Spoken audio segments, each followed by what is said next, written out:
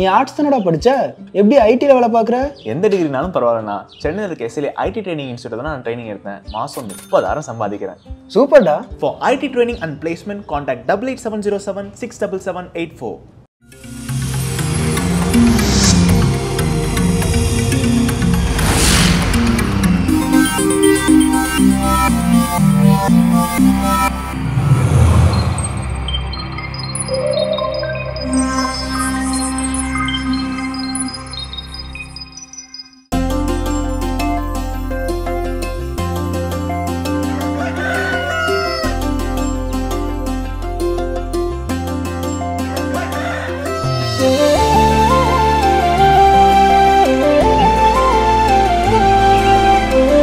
மாதா தொலைக்காட்சியின் அன்பு உள்ளங்கள் அனைவருக்கும் கடவுள் வணக்கம் நிகழ்ச்சியின் அன்பான வணக்கங்கள். வணக்கம் கல்பனா, எப்படி இருக்கீங்க? வணக்கம் ஜோ. வணக்கம் ஜோ, நீங்க எப்படி இருக்கீங்க? நலமா இருக்கீங்களா? விடுமுறை நாள் அப்படிங்கிறப்ப ரொம்ப ரொம்ப ஜாலியா இருக்குல்ல? எஸ், வீட்டில் இருக்கவங்க கூட எல்லாருக்குமே ஜாலியா இருக்கும் விடுமுறை அப்படின்னாலே. இந்த ஒரு உற்சாகத்தோடவே நம்ம இந்த நாள்ல கதை சொல்ல போயிடலாமா? கண்டிப்பா. ஒரு முனிவர், அவர் வந்து பாத்தீங்கன்னா அவரோட ஸ்டூடெண்ட்ஸ்க்குலாம் வந்து இது பாடம் எடுத்துட்டு இருந்தாரு. அந்த நேரம் பாத்தீங்கன்னா அந்த கிராமத்துல வந்து அவர் வந்து அந்த சின்ன சின்ன மருத்துவம்லாம் செஞ்சுட்டு அந்த கிராம மக்களுக்கு சில நல்ல விஷயங்கள் எல்லாம் வந்து பாடம் புகட்டிட்டு இருந்தார். அப்போ அந்த வகையில அதுக்கு முன்னாடியே ஒருத்தர் வந்து ஃபேக்கான ஒரு முனிவர் ஒருத்தர் இருந்தார். அவர் வந்து இதுக்கு முன்னாடி இவர் செஞ்சதெல்லாம் வந்து இவரும் செஞ்சுட்டு இருந்தாரு. ஆனா அவர் வந்து ஃபேக்கானவர், போலியானவர். அது வந்து அந்த கிராம மக்களுக்கு தெரியாது. இருந்தாலும் இவர் வந்ததுக்கு அப்புறம் பெரும்பாலான மக்கள் இவர்கிட்ட தான் வந்து அந்த ஒப்பீனியன் கேட்கறதுல அப்படிலாம் இருந்தாங்க. இவருக்கு வந்து உடனே கோவம் வந்துருச்சு. என்னடா இது, நம்மளுடைய பொழப்புல வந்து மண்ணவாரி போட்டாரு, யாருமே நம்ம கிட்ட வரமாட்டாங்கன்னு சொல்லிட்டு அவர்கிட்ட போய் கடும் கோபத்தோட போயிட்டு ஒரு கேள்வி கேட்கிறாரு. நீ எப்படி இங்க வரலாம்? நான் தானே எல்லாரையும் பார்த்துட்டு இருந்தேன், திடீர்னு இப்படி வந்துட்டே, எங்க நீ ஒரு சொல்லு, அந்த ஒரு சொல்லுக்கு என்ன அடி பண்ணிய வச்சிருப்பாக்கலாம் அப்படின்னு சொல்லிட்டு சவால் விடுறாரு. அவர் ரொம்ப வயசான முனிவர். அவர் வந்து என்ன சொல்றாரு, அப்பா தம்பி, நீ ஏதோ சொல்றேன்னு எனக்கு புரியுது, ஆனா கொஞ்சம் கிட்ட வந்து என் வலது கால்ல சொல்லுப்பா, ஏன்னா எனக்கு வலது காது வந்து கேட்காது, இடது காது கேட்காது, அதனால வலது காதுல அப்படின்னு சொல்றாரு. உடனே வந்து அவரும் போயிட்டு வலது காதுல போய் சொல்றாரு, இல்லப்பா தம்பி, நீ ஏதோ சொன்னேன்னு எனக்கு புரியுது, ஆனா மொத்தமா என்னன்னு கேட்கல, நீ இடது காதுல வந்து கொஞ்சம் சொல்றியா, ஏன்னா எனக்கு 2 காதுமே கேட்காது அப்படின்னு சொல்லிட்டாரு. என்னடா இது அப்படி சொல்லிட்டு அவன் மறுபடியும் போயிட்டு சொல்றான். இப்பயாவது புரிஞ்சுதாருன்னு அந்த அளவுக்கு. அதுதான் கதையோடைய இதுவே அதுதான். அப்புறமா இல்லப்பா தம்பி, இப்பவும் சுத்தமா கேட்கல, கொஞ்சம் கீழே குனிஞ்சு கொஞ்சம் சொன்னா கேக்குதான், நான் முயற்சி பண்றேன்னு அதையும் செய்யறான், கீழே குனிஞ்சு சொல்றான். உடனே வந்து நீ ஒரே வார்த்தை தான் சொன்னேன், ஒரு சொல்லுக்கு நான் அடி பண்ணிடுறேன்னு பார்க்கலாம் அப்படின்னு சொல்லிட்டு என்கிட்ட சவால் விட்ட. நான் சொல்ற வார்த்தையெல்லாம் நீ கேட்டு செஞ்சுட்டு தான் இருக்கே தவிர அது ஒரு நிமிஷமாவது பொறுமையா இருந்து யோசிச்சு, என்னடா இது இந்த காது கேட்கல அந்த காது கேட்கலன்னு சொல்லிட்டு நீ யோசிச்சு பாத்தியா, சிந்தித்தியா அப்படின்ட்டு. இதுல இருந்தே தெரியலையா நீ வந்து ஒரு போலியானவன் அப்படின்னு சொல்லி அந்த கதையை முடிக்கிறாங்க.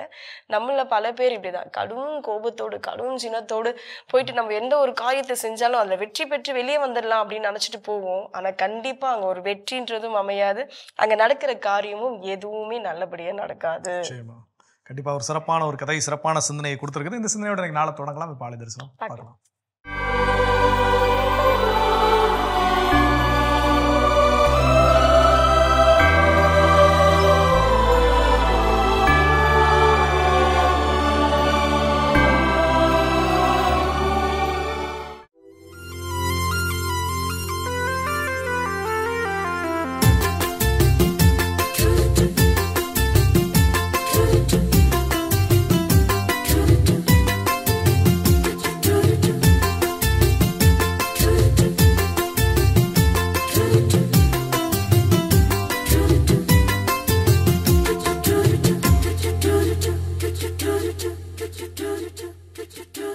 உறவு மலரும் புனித இடம் ஆலயம், உள்ளம் ஒன்று சேரும் இடம் ஆலயம்.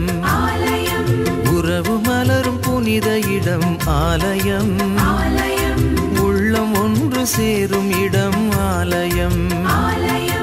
உணர்வு பெருகிட உயர்வு அடைந்திட உண்மை வழி செல்லும் வாழ்வும் ஆலயம்.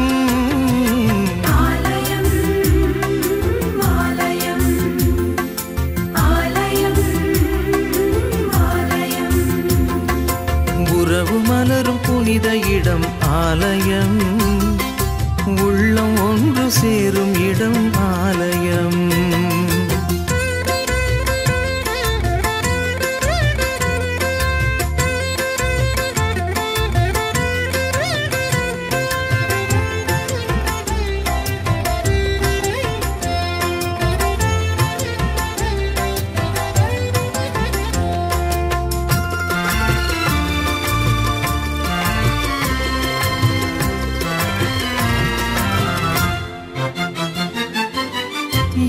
வாழ்க்கை காத்திடும் மாந்தர் வாழிடம்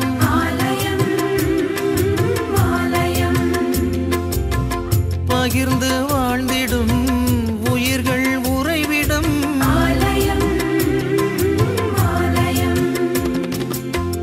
மனிதத்தை உயிரென மதித்திடும் உள்ளங்கள் மானுடர் வாழ்வுக்காய் தனை தரும் நெஞ்சங்கள் நம்பிக்கை செய்தி சொல்லும் நண்பர்கள் உண்மைக்காய் உயிரை இழக்கும் ஜீவன்கள் எல்லோரும் இறைவன் உறையும் ஆலயம் எல்லோரும் இறைவன் உறையும் ஆலயம் உறவு மலரும் புனித இடம் ஆலயம் உள்ளம் ஒன்று சேரும் இடம் ஆலயம்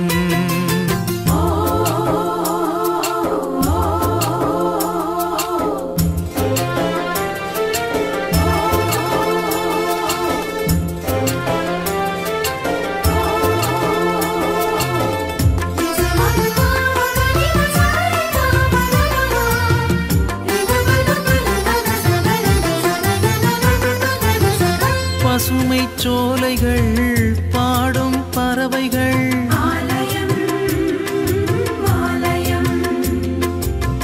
காற்றும் வானமும் கடலும் மலைகளும்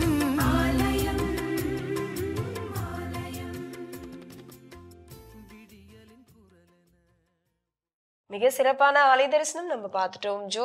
எஸ், இந்த தலம் எப்பவுமே ஏதாவது ஒன்று கடத்தி கொண்டு போகுதோ இல்லை ஒருத்தவங்களுடைய மனசுல ஊடுருவி ஏதாவது ஒரு மாற்றத்தை கொண்டு வந்துடாதோ அப்படின்ற ஒரு நம்பிக்கையோட ஆழமா நம்ம வந்து ஒவ்வொரு நாளுமே ஏதாவது ஒன்று எடுத்து பேசுவோம் தலைப்புன்றாங்க. ஸோ அந்த வகையில இந்த நாள் என்ன பேச போறோம்? ஸோ இந்த நாள் என்ன அப்படின்னா, நம்ம எல்லாருமே வாழ்க்கையில் அட்லீஸ்ட் ஒரு தடவையாவது ஃபேஸ் பண்ண ஒரு விஷயம். சில நேரங்கள் பல தடவை ஃபேஸ் பண்ணியிருப்போம், சில தடவை அடிக்கடி என்ன பண்ணியிருப்போம் ஃபேஸ் பண்ணியிருப்போம். ஆனால் கண்டிப்பாக ஒரு முறையாவது நிச்சயமா அதை என்ன பண்ணிருப்போம், மேபி இப்போ எதிர்கொண்டு இருக்கலாம், இல்லை கடந்து வந்திருக்கலாம், இல்லை இனி வரக்கூடிய காலங்களை எதிர்கொள்ளலாம். என்ன அப்படின்னா, நம்ம ஒரு சில முடிவுகளை நம்ம வாழ்க்கையில் என்ன பண்ணியிருப்போம், எடுத்திருப்போம். அந்த முடிவுகள் தவறாக என்ன பண்ணியிருக்கோம், போயிருக்கோம். அப்போ நம்மளை சுற்றி ஒரு பெருங்கூட்டம் இருந்து கொண்டு எப்போ இவன் கீழே விழுவான், எப்போ இதை என்ன பண்ணலாம், பேசலாம், எப்போ இதை வசைப்படலாம் அப்படின்னு சொல்லி காத்துக்கிட்டு இருப்பாங்க. அப்போ அந்த மாதிரியான தருணங்களில் அதை நாம் எப்படி எதிர்கொள்வது? ஏன்னா நிறைய நேரங்கள் நம்ம எங்க தோத்துருவோம்னா, அந்த இடத்துல சரி நம்ம முடிவெடுத்தோம், தோத்துட்டோம், அதுல சரி வரல, எல்லாரும் இப்போ குறை சொல்றாங்க, இனிமேல் நம்ம என்ன பண்ணலாம், இவன்ட்டெல்லாம் பேச்சு வாங்குற அளவுக்கு நம்ம நடந்துக்க வேணாம், அதனால இனிமேல் எதுவும் முயற்சியே பண்ண வேண்டாம் அப்படிங்கிற மனநிலைக்கு தான் பல நேரங்கள்ல போயிடும். அப்படி இல்லாமல் மீண்டும் வந்து நான் முயற்சி செய்து என்னுடைய வெற்றியை பெறுவதற்கு நான் அந்த தருணத்தை எப்படி எதிர்கொள்ள வேண்டும், அதுதான். அப்போ முதல் விஷயம் என்னன்னா, நம்ம கீழே விழுந்த உடனே எல்லாருமே அதாவது சொல்லுவாங்க, நான் ஜெயிச்சிருவேன் அப்படின்னு சொன்னா இந்த உலகம் கேட்காது. ஆனா நான் ஜெயிச்ச பிறகு என்ன சொன்னாலும் இந்த உலகம் என்ன பண்ணும், கேட்கும். ஸோ அப்போ அப்படிங்கிறப்போ இதுதான் நம்ம இங்க தெரிஞ்சுக்க வேண்டிய விஷயம். நான் ஜெயிக்கும் முறை, நான் வெற்றி அடையும் முறை நான் என்ன பண்ணணும், போராடிட்டே இருக்க வேண்டும். அந்த நேரத்தில் நான் தோல்வி அடைகின்ற பொழுது, சின்ன சின்ன சறுக்கல்களில் சறுக்கி நான் விழுகின்ற பொழுது, என்னை சுத்தி இருக்கிறவங்க என்ன பண்ணுவாங்க, கதை பேசத்தான் செய்வாங்க, என்னை சுத்தி இருக்கிறவங்க வசப்பாடத்தான் செய்வாங்க. அந்த நேரத்தில் அவங்களுக்கு நான் பதில் அளிக்க வேண்டிய தேவை என்பது அவசியமே இல்லை. ஏன்னா அவங்களுக்கு நம்ம பதில் சொல்ல ஆரம்பிச்சோம், அவங்களுக்கு எக்ஸ்பிளைன் பண்ண ஆரம்பிச்சோம் அப்படின்னா அப்புறம் நம்ம செய்ய வேண்டிய வேலையை என்ன பண்ணிடுவோம், விட்டுருவோம். அந்த நேரமும் வேஸ்ட், அந்த நேரமும் விரையும். நம்மளால கவனத்தை குவித்து நம்ம செய்ய வேண்டிய வேலையிலும் கவனத்தோடு செயல்பட முடியாது. இவன் என்ன சொல்லுவான், அவன் என்ன சொல்லுவான், இவனுக்கு என்ன பதில் சொல்லணும், அவனுக்கு என்ன பதில் சொல்லணும், கொடுத்தோம்னா நாம் செய்யற காரியம் உருப்படவே. அப்ப அப்படிங்கல அந்த நேரங்கள்ல நான் தோல்வி அடைஞ்ச ஏதோ ஒரு முடிவு எடுத்தேன், அந்த முடிவு சொதப்புக்குச்சு, நான் தோத்துட்டேன், என்னை எல்லாரும் ஊர்ல வசப்படுறாங்க, அவன் எல்லார்ட்டையும் நான் பதில் சொல்வதற்கோ அவன் எல்லார்ட்டையும் நான் சண்டைக்கு போறதுக்கோ தேவை கிடையாது. மொதல் இந்த விஷயத்தை செய்யவே கூடாது அப்படின்றதுல நம்ம கண்டிப்பா வந்து தெளிவா இருக்கணும். கண்டிப்பா இன்னும் தொடர்ந்து பேசலாம். இப்ப அடுத்த பகுதி பார்க்கலாம்.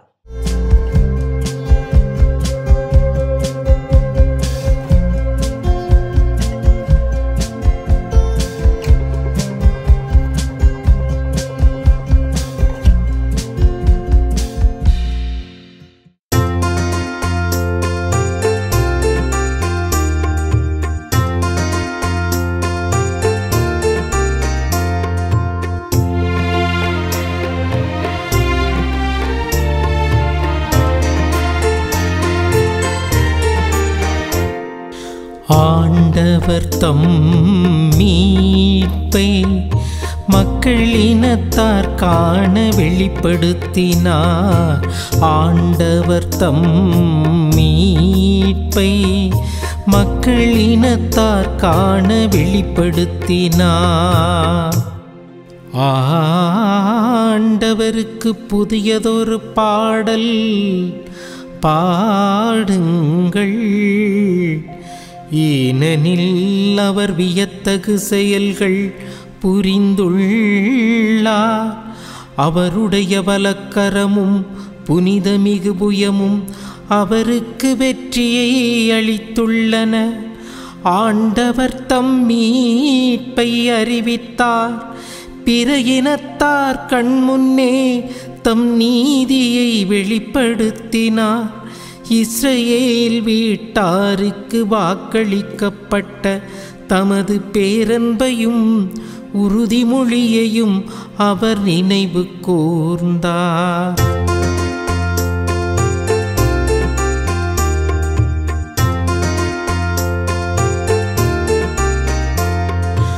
ஆண்டவர் தம் மீட்பை மக்கள் இனத்தார் காண வெளிப்படுத்தினார். ஆண்டவர் தம் மீட்பை மக்கள் இனத்தார் காண வெளிப்படுத்தினார். உலகெங்கும் உள்ள அனைவரும் நம் கடவுளருளிய விடுதலையை கண்டனர். உலகெங்கும் வாழ்வோரே அனைவரும் ஆண்டவரை ஆர்ப்பரித்து பாடுங்கள். மகிழ்ச்சியுடன் ஆர்ப்பரித்து புகழ்ந்தேத்துங்கள்.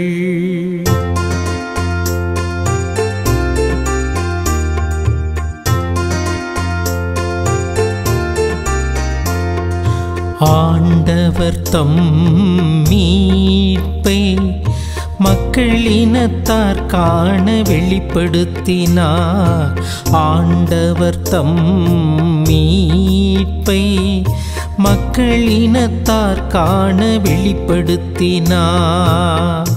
அன்பிற்குரிய சகோதர சகோதரிகளே, ஆண்டவர் தந்த இந்த ஓய்வு நாளில் உங்கள் அனைவரையும் சந்திப்பதில் மிக்க மகிழ்ச்சி. ஆண்டவர் இயேசு நம்முடைய உள்ளத்தையும் நம்முடைய இல்லத்தையும் என்றென்றும் ஆசீர்வதிக்கட்டும். இன்றைய நாளில் திருப்பாடல் 98 இறைவசனங்கள் 1 முதல் 4 முடிய நாம் தியானிக்க போகிறோம். பதிலுரை பாடல் பல்லவியாக ஆண்டவர் தம் மீட்பை மக்கள் இனத்தார் காண வெளிப்படுத்தினார். இந்த மீட்பு என்பது இதோ இப்போது மட்டுமல்ல, ஆதாம் ஏவாளை ஆண்டவர் எப்போது படைத்தாரோ அப்பிருந்தே ஆண்டவருடைய மீட்பு பணி தொடங்கி நடைபெற்று கொண்டு வருகிறது. உலகின் இறுதி நாள் வரையிலும் இந்த மீட்பு பணி தொடர்ந்து நடக்கும். இதோ ஆண்டவராகிய இயேசு கிறிஸ்து வழியாக நமக்கு ஆண்டவர் இந்த மீட்பு செய்தியை ஒவ்வொரு நாளும் தந்து கொண்டே இருக்கிறார். ஆக இந்த மீட்பு செய்தியை நாம் ஒவ்வொரு நாளும் உள்வாங்கிக் கொள்ள வேண்டும். அந்த மீட்பு செய்தியை நாம் தியானிக்க வேண்டும். நாம் மட்டுமல்ல, நம்முடைய உற்றார் உறவினர்கள் மற்றும் உலகத்தில் வாழ்கின்ற எல்லா மக்களுக்கும் இயேசு கிறிஸ்து வழியாக இந்த மீட்பு தருகிறது என்பதை நாம் உணர்ந்து கொள்ள வேண்டும். திருப்பாடல் 98 இறைவசனம் 1 ஆண்டவருக்கு புதியதொரு பாடல் பாடுங்கள், ஏனெனில் அவர் வியத்தகு செயல்கள் புரிந்துள்ளார். அவருடைய வலக்கரமும் புனிதமிகு புயமும் அவருக்கு வெற்றியை அளித்துள்ளன என்கின்ற அருமையான இறைவார்த்தைக்கேற்ப கடவுளாகிய ஆண்டவர் மிகுந்த வல்லமையுள்ள கடவுளாக இருக்கிறார். சாத்தான் இந்த உலகத்தை எப்படி ஆட்டி படைத்தாலும் சரி, இதோ இருளினாட்சி நடந்தாலும் சரி, ஆண்டவர் தன்னுடைய வல்லமையினால் இந்த உலகத்தை மீட்டுக் கொள்வதற்காக எப்போதுமே மக்களுக்கு புதியதொரு ஆசீர்வாதங்களை தந்து கொண்டே இருக்கிறார். இதை எழுதிய தாவீது அரசர் ஆண்டவருக்கு எப்போதுமே புதியதொரு பாடல் பாடுங்கள், அவருடைய வியத்தகு செயல்களை நீங்கள் புரிந்து அவளது வலது கரத்தினால் நம்மை ஆசீர்வதித்ததற்காக நன்றி சொல்லி, அவர் நமக்கு தந்த வெற்றிக்காக நன்றி சொல்லி ஒவ்வொரு நாளும் புதிய பாடல் வழியாக அவரை துதித்து கொண்டே இருங்கள் என்கின்ற அருமையான செய்தியை நமக்கு தருகிறார். 2வது வசனத்தை பாருங்கள். ஆண்டவர் தமது மீட்பை அறிவித்தார், பிற இனத்தார் கண்முன்னே தம் நீதியை ஆண்டவர் வெளிப்படுத்தினார். இதோ இன்று நாம் இருக்கின்ற இந்த கத்தோலிக்க ஆலயங்களில் பாருங்கள், கிறிஸ்துவ மக்கள் மட்டும் ஆண்டவரை தேடி வருவதில்லை, மற்ற எல்லா ஜனங்களுமே ஆண்டவரை தேடி, ஆண்டவர் எனக்கு ஏதாவது ஒரு அதிசயம் செய்ய மாட்டாரா, என்னுடைய குடும்பத்திற்கு ஏதாவது நல்ல காரியங்கள் நடக்காதா என்று எத்தனையோ மக்கள் இன்றும் ஆண்டவர் மீது நம்பிக்கை வைத்து நம்முடைய ஆலயங்களை தேடி வருவதை நாம் கண்கூடாக பார்க்கிறோம். ஆக இந்த மீட்பு கிறிஸ்தவர்களுக்கு மட்டுமல்ல, எல்லா மக்களுக்குமே உரித்தான உரித்தான ஒரு செய்தி என்பதை இன்றைய நாளில் நாம் நன்கு புரிந்து கொள்ள வேண்டும். 3வது வசனங்கள் பாருங்கள். இஸ்ராயல் வீட்டாருக்கு வாக்களிக்கப்பட்ட தமது பேரன்பையும் உறுதிமொழியும் அவர் நினைவு கூர்ந்தார். உலகெங்கும் உள்ள அனைவரும் நம் கடவுள் அருளிய விடுதலையை கண்டார்கள். இஸ்ரவேல் ஜனங்கள் எகிப்து தேசத்திலிருந்து பாலும் தேனும் பொழிகின்ற கானான் தேசத்திற்கு வருகின்ற போது, அதே போலவே பாபிலோனிய அடிமைத்தனத்தில் இருந்த போதும் உண்மையான கடவுள் இவர்களோடு இருக்கிறார், இதோ அடிமைத்தனத்திலிருந்து ஆண்டவராகிய இறைவன் மீட்டுக்கொண்டார் என்கின்ற இந்த அருமையான செய்தியை சுற்றி இருக்கிற எல்லா மக்களுமே கண்கூடாக கண்டு கொண்டார்கள் என்பதை இதோ இங்கு தாவீது அரசர் இங்கு தெளிவுபடுத்துகிறார். அன்பு இறைமக்களை, எந்த சூழ்நிலைகளில் நாம் இருந்தாலும் விடுதலை பெற வேண்டும் என்று நமக்குள்ளாக ஒரு உள் உணர்வு இருந்தால், பாவத்திலிருந்து விடுதலை, நோயிலிருந்து விடுதலை, சாவிலிருந்து விடுதலை, அல்லது சாத்தானினுடைய கட்டுக்களிலிருந்து விடுதலை, எல்லா விடுதலையும் நம் கடவுளாகி ஆண்டவரை முதலில் நம்பி அவரை தேடி அவருடைய இறை வசனங்கள் வழியாக நாம் தியானிக்கின்ற போது இதோ விடுதலையை நமக்கு தருகின்ற விடுதலையை இதோ அந்நிய தேசத்தில் வாழ்கின்ற இஸ்ரவேல் ஜனங்கள் வாழ்ந்தாலும் அவர்கள் விடுதலை பெற்று வருவதை மற்ற ஜனங்கள் கண்டது போல இதோ நாமும் நோயிலிருந்து விடுதலை பெறுகிறோம். பாவத்திலிருந்து விடுதலை பெற்று அந்த ஆசீர்வாதத்தை மற்ற மக்களும் காண ஆண்டவராகிய இறைவன் இன்றைய நாளில் நம்மை ஆசீர்வதிப்பார் என்பதை நன்கு உணர்ந்து கொள்ள வேண்டும். இது நம்முடைய வாழ்க்கையிலும் நடந்து கொண்டிருக்கிறது என்பதை மிகுந்த சாட்சிகளாய் நாம் உணர்ந்து கொள்வோம். கடைசி வசனம் பாருங்கள். உலகெங்கும் வாழ்வோரே அனைவரும் ஆண்டவரை ஆர்ப்பரித்து பாடுங்கள், மகிழ்ச்சியோடு ஆர்ப்பரித்து புகழ்ந்தைத்துங்கள். நம்முடைய பைபிள் முழுவதுமே மிகப்பெரிய ஒரு துதித்து பாடுகின்ற இறைவசனங்கள் அமைந்திருப்பதை பாடலாம். ஒவ்வொரு நாளும் ஆண்டவரை துதித்து பாடுவோம், ஆண்டவரை நாம் மகிமைப்படுத்துவோம், ஆண்டவரை உள்ளத்தின் ஆழத்திலிருந்து அவரை நாம் ஆராதனை செய்வோம். இந்த வல்லமையுள்ள தெய்வம் இன்றைய ஓய்வு நாள் முழுவதும் அவரை புகழ்ந்தேத்துவோம். கடவுளாகிய இறைவன் நம்மை நிறைவாக ஆசீர்வதிக்கட்டும். எங்கள் அன்பின் பரலோக தந்தையே, நீர் தந்த இந்த ஓய்வு நாளுக்காக நாங்கள் உமக்கு கோடான கொடி நன்றி செலுத்தி இதோ ஆண்டவர் தம் மீட்பை மக்களினத்தார்கான வெளிப்படுத்தினார் என்கின்ற அருமையான வார்த்தைக்கேற்ப இதோ இயேசு கிறிஸ்து வழியாக எங்களுக்காகவே அவர் பிறந்து, எங்களுக்காக சிலுவை சுமந்து, எங்களுக்காக இரத்தம் சிந்தி உயிர் தெழுந்து இன்று உமது வலது பக்கத்தில் வீற்றிருக்கிறாரே, நாங்கள் உமக்கு கோடான கொடி நன்றி செலுத்துகிறோம். அந்த இயேசு ஆண்டவர் வழியாக எங்களுக்கு ஒவ்வொரு நாளும் மீட்பை தருவீராக. இந்த மீட்பு செய்தியை எல்லா மக்களும் பரிசுத்த ஆவியானவர் வழியாக உணர்ந்து கொள்வார்களாக. இன்றைய நாளில் எங்களுடைய குடும்பம் முழுவதும் உமது மீட்பின் ஆசீர்வாதத்தை பெற்றுக்கொள்ள நீர் கிருபை செய்தருள்வீராக. எங்கள் ஆண்டவரும் இரட்சகரும் இயேசுவின் நாமத்தில் ஜெபிக்கிறோம் நல்ல பிதாவே, ஆமென்.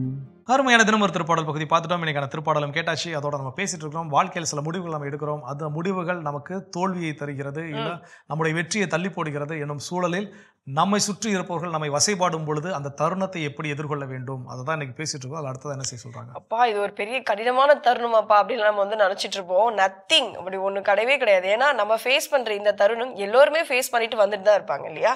ஸோ அந்த வகையில இந்த மாதிரி வந்து பேசுறாங்க, வசைப்பாடுறாங்க அப்படின்றப்போ இது ஏன் தப்பு தான், இது ஏன் தப்பு தான், தெரியாம இப்படி செஞ்சுட்டேன், தெரியாம நடந்துருச்சு, இனிமேல் அந்த முயற்சி நான் எடுக்க மாட்டேன், ஆமா இது ஏன் தப்பு தான், இதுக்கப்புறம் நான் அதை செய்யவே மாட்டேன். ஸோ இது ஏன் தப்பு தான், அந்த அக்செப்டன்ஸ் இருக்குல்ல, அதை நம்ம வந்து மற்றவங்ககிட்ட சொல்லி ஒத்துக்க வேண்டிய அவசியமே கிடையாது.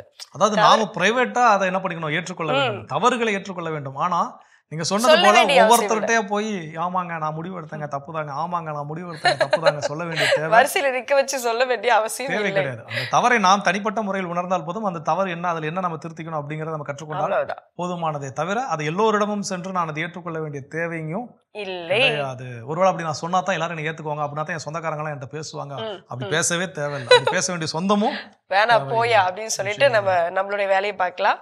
தொடர்ந்து பேசலாமா? இப்ப அடுத்த பகுதி பார்ப்போம்.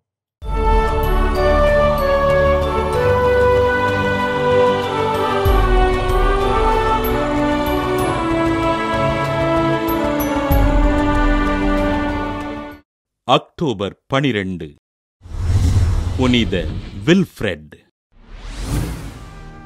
இங்கிலாந்து நாட்டிலுள்ள நார்த்தம்பிரியாவில் வாழ்ந்த இறைபக்தி நிறைந்த குடும்பத்தில் கிபி 634ஆம் ஆண்டு பிறந்தார் வில்ஃப்ரெட். தன் தாயாரை இழந்து இரண்டாம் தாயாரின் அரவணைப்பில் வளர்ந்த வில்ஃப்ரெட் தன் 14வது வயதில் நார்த்தம்பிரியா அரசர் ஓஸ்வியின் அரண்மனையில் பணியில் சேர்ந்தார். அரண்மனையில் அரசி என்ஃபிலடாவின் அன்பினை பெற்ற இவர் அரசியின் உதவியினால் ரோமைக்குச் சென்று திருத்தந்தையின் தலைமை திருத்தொண்டராக இருந்த போனிபஸிடம் மாணவராக சேர்ந்தார். துறவியாக வாழ விரும்பிய வில்ஃப்ரெட் தன் தாய்நாடான இங்கிலாந்து திரும்ப அரசன் ஓஸ்வியின் மகன் ஆல்ஃபிரட் புதியதாக தொடங்கப்பட்டிருந்த துறவு மடத்தினை இவருக்கு பரிசளித்தார்.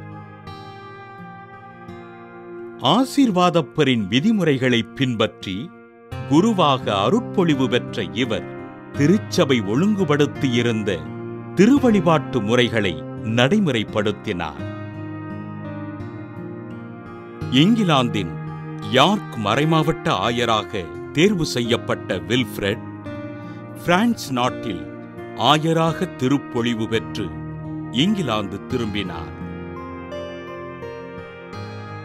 அரசன் ஓஸ்வியின் மகன்களான எக்ஃப்ரிட் மற்றும் ஆல்ஃபிரிடினால் பல பிரச்சனைகளை எதிர்கொண்ட ஆயர் வில்ஃப்ரெட் கிபி 709 ஆண்டு விண்ணகம் சென்றார். பல்வேறு பிரச்சனைகளுக்கு இடையிலும் யார்க் மறைமாவட்ட மக்களுக்கு இறையாட்சி பணிகளை செம்மையோடு செய்து மக்களை வழிநடத்திய ஆயர் வில்ஃப்ரெட்டினை திரு அவை புனிதராக உயர்த்தியது. புனித வில்ஃப்ரெட்டின் திருவிழாவினை கொண்டாடுகின்ற நாம் பிரச்சனைகளையும் துன்பங்களையும் எதிர்கொள்கின்ற மன வலிமையினை அருளும்படியாக ஆண்டவரிடம் ஜெபிப்போம். சிறப்பான இன்றைய புனிதர் பகுதியும் நம்ம பார்த்துட்டோம். எஸ், வாழ்க்கையில் சில நேரங்கள் நாம் எடுக்கிற முடிவுகளால தோல்வியை தழுவுறோம் அப்படின்றப்போ கண்டிப்பா நம்மளை சுத்தி சில பேர்லாம் பேசுவாங்க தான், சில பேர்ல நம்மளை வந்து வசப்பாடுவாங்க தான். அந்த நேரத்துல அந்த டைம் வந்து நம்ம எப்படி ஃபேஸ் பண்ணணும் அப்படின்றத பேசிட்டு இருக்கோம்.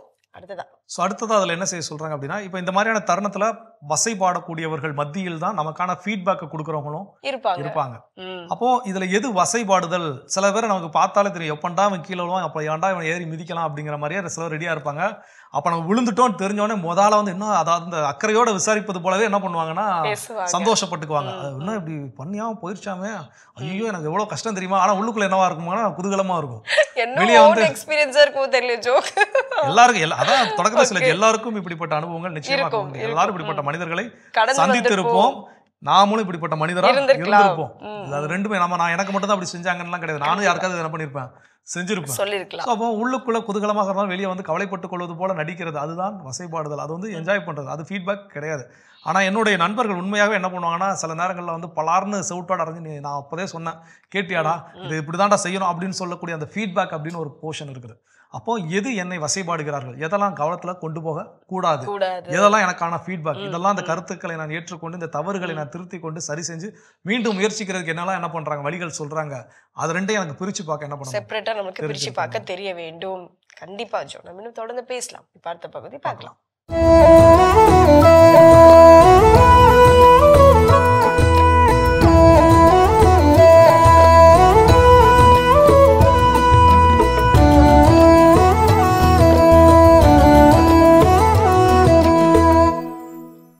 கற்கால தவத்தில் இருந்தார் துறவி. தற்கால இளைஞன் ஒருவன் அவர் அருகே போனான். வாயை கொடுத்து வம்பிழுத்தான். நீர்தான் முற்றும் துறந்த முனிவரோ? ஆமாம். உணவை நீர் துறக்கவில்லையே? அறுசுவை உணவை துறந்தேன், பச்சை காய்கறிகள் பழங்களையே சாப்பிடுகிறேன். சரி, உடைகளை துறக்கவில்லையே? பட்டாடைகளை துறந்தேன், பருத்தி கோவணமே கொண்டேன். அதுவும் சரி, ஆனால் இருக்கும் இந்த இடத்தை துறக்கவில்லையே? மாட மாளிகையை துறந்தேன், இதோ இந்த குடிசையில் நான் வசிக்கிறேன். இறுதியில் இடக்கலாக இடறினான். முற்றும் துறந்த முனிவர் நீர் என்றால் இன்னும் நீர் உயிரை துறக்கவில்லையே?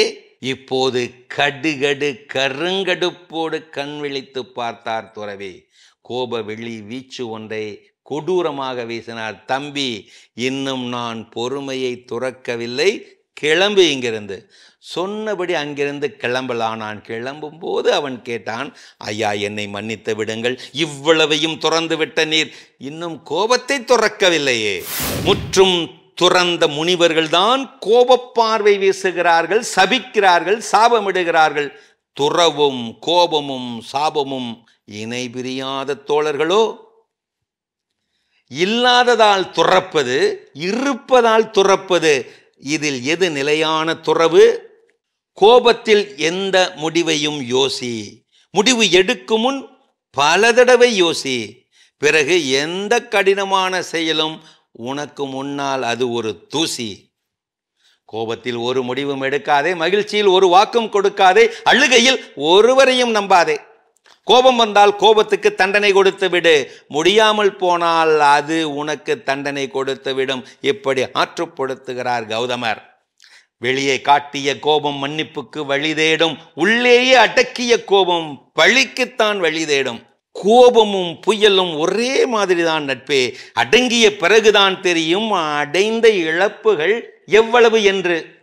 கோபத்தில் கிடைத்ததையெல்லாம் தூக்கி எறிவதை விட அந்த கோபத்தையே தூக்கி எறியலாமே. இதுவும் நிஜம். அடிக்கடி கோபப்பட்டால் கோபத்துக்கு மரியாதை இல்லை. கோபமே படாவிட்டால் உனக்கே மரியாதை இல்லை. என்ன செய்ய?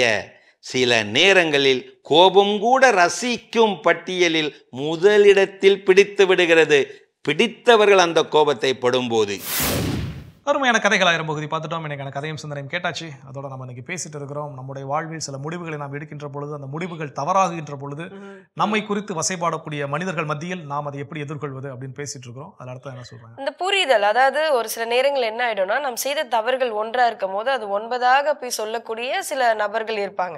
ஸோ அந்த மாதிரி சொல்லிடுறாங்களா, இல்லை அதை வந்து நம்ம வாட்ச் பண்றோம், இல்லை பார்க்குறோம், இல்லை அதை செவி கொடுத்து கேட்டுட்டு நம்மளுடைய வேலைகளை முடக்க செய்யற மாதிரி இருக்கா அப்படின்றத விட ஒரு சில நேரம் அந்த கிளாரிஃபை நீடட். அது வந்து என்னன்னா, ஓகே, நம்மளுக்குன்னு வந்து ஒரு நம்பகத்தன்மையான ஒரு நபர் நம்மளோட நல்லதுக்காக நம்ம கூடவே டிராவல் பண்ணவர் கேட்கிறாரு அப்படின்றப்போ கண்டிப்பா அங்க வந்து அந்த கிளாரிஃபை கொடுத்தே ஆகணும். அது நம்மளுடைய புரிதலுக்கும் அது நலமா அமைக்கும். ஆனா அதை தவிர்த்து நம்ம எப்படா விழுவோம், எப்படா கைக்குட்டி சிரிக்கிறாங்க அப்படின்றப்போ அவங்க பேசுறப்பே நமக்கு தெரியும். ஸோ ஒவ்வொருத்தையும் கூப்பிட்டு அந்த கிளாரிஃபை கொடுக்க வேண்டிய அவசியம் அங்க இல்லை. நிச்சயம். ஒருவேளை ஏதோ ஒரு மேல ஒரு திருட்டு பழம் என்ன பண்ணிட்டாங்க, சுமத்திட்டாங்க. அப்போ நம்மையே நம்பி இருக்கக்கூடிய ஒருத்தர், நம்ம வழிகாட்டியா இருக்கக்கூடிய ஒருத்தர் நம்ம என்னப்பா இப்படி திருட்டிட்டேன்னு சொல்ல என்ன விஷயம் கேட்டா அவர்கிட்ட கிளாரிஃபை பண்றது கண்டிப்பாக வேண்டும். இல்ல இப்படி நடந்துருச்சு, என்ன இப்படி ஒரு குற்றவாளி என்ன பண்ணிட்டாங்க, சூழ்நிலை கைதியா மாத்திட்டாங்க, இதெல்லாம் சொல்ற அதை எக்ஸ்பிளைன் பண்றது தப்பே கிடையாது. ஆனா ஊர்ல உட்காண்டவன் போற வரவெல்லாம் பேசும், அவன்கிட்டலாம் போயிட்டு என்னை சூழ்நிலை கைதியா மாத்திட்டாங்க, அதெல்லாம் கிளாரிஃபை பண்ண வேண்டிய தேவை கிடையாது. அதை கடந்து செல்லுதல் தான் நமக்கு சிறந்த தீர்வா இருக்கும். சிறப்பு. இன்னும் இது போல வேற என்ன விஷயங்கள் நம்ம செய்யணும் அப்படிங்கிறத தொடர்ந்து பேசுவோம். ஓகே.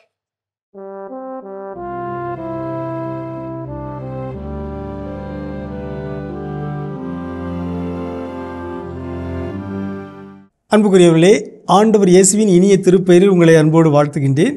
இயேசுவின் ஆளுமை என்னும் தொடரில் இயேசு ஒரு நல்ல ஆசிரியர் என்னும் தலைப்பின் கீழ் சில செய்திகளை உங்களோடு பகிர்ந்து கொண்டு வருகிறேன். இன்று இயேசுவின் ஆசிரிய மதிப்பீடுகள், விழுமியங்கள், அவற்றை பற்றி பகிர விரும்புகிறேன். இயேசுவை பெரும்பாலான மக்கள் ஆசிரியர், போதகர், குரு, ராபி, ரபூனி என்று அழைத்தார்கள். அந்த ஆசிரியரிடம் இருக்கக்கூடிய நல்ல பண்புகளையும் பலரும் பார்த்தார்கள், வியந்தார்கள், மலைத்தார்கள், அவரை பாராட்டினார்கள். ஒரு நல்ல ஆசிரியரிடம் என்ன மதிப்பீடுகள் இருக்க வேண்டும் என்பதை நாம் இவர்களுடைய பார்வையிலிருந்து தெரிந்து கொள்கிறோம். எடுத்துக்காட்டாக மத்தேயு நற்செய்தி 22:16. இங்கே இயேசுடைய எதிரிகள் அவர்கள் கூட இயேசுவிடமிருந்து நல்ல மதிப்பீடுகளை கண்டறிந்திருக்கிறார்கள் என்பதற்கான ஒரு சான்றை நாம் பார்க்கிறோம். இயேசுவை சிக்கலில் தள்ள சூழ்ச்சி செய்த பரிசேயர்களும் ஏரோதியர்களும் இயேசுகிட்ட வந்து என்ன சொல்கிறாங்க? போதகரே, நீர் உண்மையுள்ளவர், எவரையும் பொருள்படுத்தாமல் கடவுளின் நெறியை உண்மைக்கேற்ப கற்பிப்பவர், ஆள் பார்த்து செயல்படாதவர். 3 முக்கியமான பண்புகள், நல்ல ஆளுமைகளுக்கு இருக்க வேண்டிய 3 முக்கியமான பண்புகள். 1, உண்மை உள்ளவர், நம்பகத்தன்மை. இறைவன் உண்மை உள்ளவராக இருக்கிறார். இயேசு கூறினார், நானே வழியும் ஒளியும் உண்மையுமாய் இருக்கிறேன் என்று. ஆகவே உண்மை, நேர்மை என்பது மிகச்சிறந்த ஒரு மதிப்பீடு. இயேசுவிடம் அந்த மதிப்பீடு இருந்தது. அவர் உண்மை உள்ளவர். 2வதாக கடவுளின் நெறியை உண்மைக்கேற்ப கற்பிப்பவராக இருந்தார். ஆகவே உண்மையை கற்பித்தல், உண்மையை கற்றுக் கொடுத்தல், கடவுளின் நெறியை உண்மைக்கேற்ப கற்றுக் கொடுத்தல், அது ஒரு சிறந்த மதிப்பீடு. அங்கே எந்த சமரசமும் செய்து கொள்ளவில்லை. சமரசம் செய்யாமல் பணியாற்றிய ஒரு ஆளுமையாக இயேசு விளங்கினார். இன்று எல்லா ஆசிரியர்களுக்கும் இயேசு சிறந்த எடுத்துக்காட்டாக இருக்கிறார். இயேசுவைப் போல எல்லா ஆசிரியர்களும் சமரசம் செய்யாமல் உண்மைக்கேற்ப தங்களுடைய பணியை கற்றுக் கொடுக்கும் பணியை செய்ய வேண்டும். மூன்றாவதாக, ஆள் பார்த்து செயல்படாதவர். அது ரொம்ப அருமையான ஒரு சிறந்த ஒரு தலைமை பண்பு. நல்ல ஆளுமைகள் ஆள் பார்த்து செயல்படுவதில்லை. எல்லோருக்கும் சமமான, சமத்துவமான, உண்மையான மனிதராக அவர்கள் நடந்து கொள்கிறார்கள். இயேசுவிடம் இந்த 3 பண்புகளும் ஆசிரியர்களுக்குள்ள இந்த மதிப்பீடுகள் அவரிடம் இருந்தன. அவரைப் போல நாமும் இந்த மதிப்பீடுகளை பின்பற்றுவோமாக. உங்களுக்கு அமைதி உரித்தாகுக. மிக சிறப்பான இயேசுவின் ஆளுமைகள் பகுதி நம்ம பார்த்துட்டோம் ஜோ. எஸ், இப்படி ஒரு தருணத்தை நம்ம எல்லோருமே வந்து கடந்து வந்திருப்போம் அப்படின்னு சொல்லி தான் பேசிட்டு இருக்கோம். என்ன அப்படின்னு பார்த்தீங்கன்னா, தோல்வியை தழுவிய தருணம். அந்த நேரத்தில் வசைப்பாடுகள் எக்கச்சக்கம் நம்ம காதில் வந்து ஒலிக்கும் அப்படின்றது தான். ஆனால் அதை தாண்டி நம்ம அதை எப்படி ஃபேஸ் பண்ணணும் அந்த வகையில் அடுத்ததான் நிச்சயமா. இதில் வந்து நமக்கு தோல்வி எல்லாருடைய வாழ்க்கையிலையும் வரும். அப்போ அந்த வாழ்க்கையில் வருகின்ற பொழுது அதுக்கு வசைப்பாடுதல் ஒரு மாதிரி இருக்கும். ஆனால் நாம ஒரு சில முடிவுகள் எடுத்து அதனால் ஏற்படக்கூடிய தோல்விகளினால் அந்த தோல்வி குறித்த வசைப்பாடுகள் வேற மாதிரி வேற லெவல்ல இருக்கும். இப்போ எனக்கு வந்து அந்த 2வது விஷயத்தை தான் நம்ம என்ன பண்ணிட்டு இருக்கோம், எடுத்து பேசிட்டு இருக்கோம். எஸ். அப்போ அதில் அடுத்ததா இந்த மாதிரியான தருணங்களை நாம் செய்ய வேண்டியது நம்ம அதை பொறுப்பு ஏற்றுக்கொள்வது. நான் ஒரு முடிவு எடுத்தேன், சரியா இருக்கும்னு நினைச்சேன், அது சரியா அமையல. ஓகே, இது என்னுடைய ரெஸ்பான்சிபிலிட்டி, நான் என்ன பண்றேன் ஏற்றுக்கிறேன். இதுதான் வேணுமே தவிர இந்த ரெஸ்பான்சிபிலிட்டி எடுத்து நம்ம ஏற்கனவே சொன்ன மாதிரி ஒவ்வொருத்தர்கிட்டே போய் நான் தாங்க இந்த தப்பு பண்ணேன், நான் தாங்க இந்த தப்பு பண்ணேன் அப்படின்னு ஏற்றுக்கொள்வதோடு சேர்த்து என்னை மன்னிச்சிருங்க, என்னை நீங்க மன்னிச்சிருங்க, என்னை நீங்க மன்னிச்சிருங்க அப்படின்னு எல்லாருக்கிட்டையும் மன்னிப்பு கேட்க வேண்டிய அவசியம் கிடையாது. அப்போ இந்த முடிவை எடுக்கக்கூடிய நமக்கு அது சரியா தப்பா அப்படிங்கிறது நமக்கு தெரியும். அது ஒருவேளை தவறாக இருக்கின்ற ஒரு பட்சத்தில் அதை எப்படி சரி செய்வதுன்னு நமக்கு தெரியும். நம்ம பல நேரங்களில் செய்யக்கூடிய விஷயம் என்ன அப்படின்னா, ஏதோ ஒரு சில முடிவுகளை எடுக்கிறோம், அந்த முடிவுகள் தவறாக போகுது. உடனே எனக்கு என் சொந்தக்காரன் என்ன சொல்லுவான், என் கூட இருக்கிறவங்க என்ன சொல்லுவான், அவெல்லாம் எனக்கு வேணும், சரி ஓகே இது தப்பு, நான் தான் மன்னிச்சிருங்க ஒவ்வொருத்தர்கிட்டையா மன்னிப்பு கேட்டுட்டு ஒரு கைதி போல. அதாவது என்னன்னா, அதுக்கப்புறம் என்னன்னா நம்ம வந்து பாதிக்கப்பட்ட ஒரு அந்த விக்டிம் அந்த நிலையிலே நம்ம என்ன பண்ணுவோம் இருப்போம். ஏதாவது ஒரு புதிய முயற்சிகள் நம்ம சொன்னாலும் கூட ஏற்கனவே இப்படிதான் முடிவு எடுத்தா அப்படின்னு யாராவது என்னை சொல்லிடுவாங்களோ அப்படின்ட்டு புதிய முடிவுகளை நாம் எடுக்கவே என்ன பண்ண மாட்டோம். அதாவது கண்மூடித்தனமாவே நம்ம வந்து இப்படி சிந்திச்சு பாக்குறோம். அதாவது எல்லாத்தையும் மன்னிப்பு கேட்க வேண்டிய அவசியம் இல்லை. இப்போ ஒரு பிசினஸ் ஸ்டார்ட் பண்றோம் அப்படின்னா, ஒய்ஃபோடைய ஜுவல்லெல்லாம் வாங்கி இன்வெஸ்ட் பண்ணிருக்கோம் அப்படின்னா அந்த இடத்துல லாஸ் ஆயிடுச்சு அப்படின்னா, ஸோ அந்த ஒய்ஃப் கிட்ட போய் இஃப் நீடட் ஓகே சாரி அப்படின்னு கேட்கறது அங்கே அவசியம். அதே இடத்துல யார் மூலியமே இல்லாம எந்த ஒரு உதவியும் இல்லாம மற்றவங்க வந்து அந்த ஒப்பீனியன்லாம் கொடுத்துட்டே உனக்கு அப்பவே பிசினஸ்ல லாஸ் ஆயிடும் அப்படிலாம் சொல்லிட்டு இருக்கவங்க கிட்ட போயிட்டு இல்லடா சாரி நீ சொன்ன நான் வந்து கேட்கல அப்படின்னு சொல்ல வேண்டிய அவசியம் அங்கே இருக்காது. மன்னிப்பு கேட்கறது மட்டும் முக்கியம் இல்லைங்க, அந்த நகையை திரும்ப வாங்கி கொடுக்கறது முக்கியம். கொடுத்துடலாம். என்ன வேற விஷயம் இருக்குங்கிறத தொடர்ந்து பேசுவோம். அதுக்கு ஒரு சின்ன பிரேக் போயிட்டு வந்துடலாம்.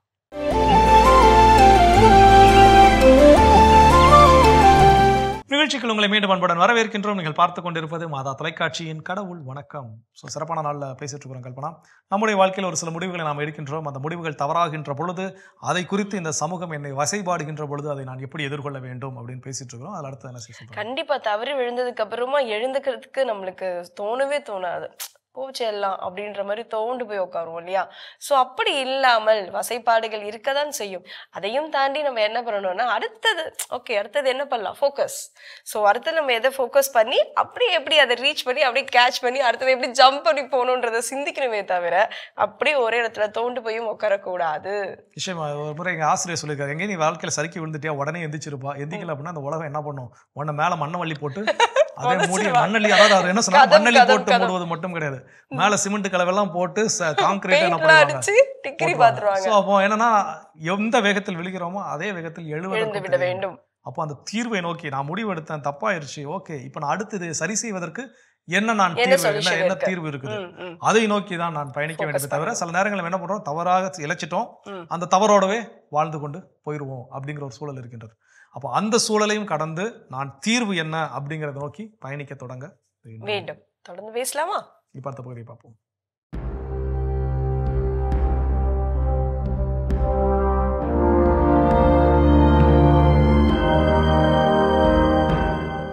மாதா தொலைக்காட்சி நண்பர்களே, உங்கள் அனைவருக்கும் வாழ்த்துக்கள்.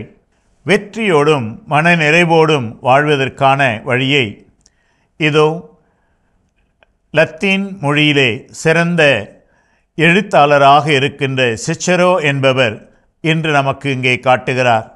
அவர் கூறுகிறார், I am not ashamed to confess that I am ignorant of what I do not know. அதாவது எனக்கு தெரியாதவற்றை பற்றி நான் அறிவிலியாக இருக்கிறேன் என்பது பற்றி நான் வெட்கப்படுவதில்லை. நண்பர்களே, வழக்கமாக மனிதராகிய நம்முடைய செயல்பாடு எப்படி? எனக்கு ஒரு சிலவற்றை தெரியவில்லை என்றால், ஆனால் தெரிந்தவது போல நான் காட்டிக்கொள்வேன். எனக்கு அது தெரியும், இது தெரியும். ஆனால் மற்றவர்களிடத்திலே இதெல்லாம் எனக்கு தெரியாது என்று ஏற்றுக்கொள்வதற்கு நாம் கஷ்டப்படுவோம், சங்கடப்படுவோம். ஆனால் சிச்சரோ கூறுகிறார் பாருங்கள், எனக்கு தெரியாதவற்றை பற்றி அறிவிலியாக இருக்கிறேன் என்று மற்றவர்களுக்கு சொல்வதற்கு நான் வெட்கப்படுவதில்லை. இந்த திறமை உங்களுக்கு இருக்கிறதா? இல்லைங்க. உங்களால் புத்தகங்கள் எழுத முடியுமா? இல்லைங்க. உங்களால் இசைக்கருவி மீட்ட முடியுமா? இல்லை. என்னிடத்தில் இல்லாதவற்றை அல்லது எனக்கு தெரியாதவற்றை எனக்கு தெரியவில்லை என்று ஏற்றுக்கொள்வது. ஆனால் நம் எல்லாருக்கும் என்ன பிரச்சனை? அது எப்படி? பலருக்கு முன்னால் எனக்கு இது தெரியாது, இது தெரியாது என்று நான் எப்படி ஏற்றுக்கொள்வது?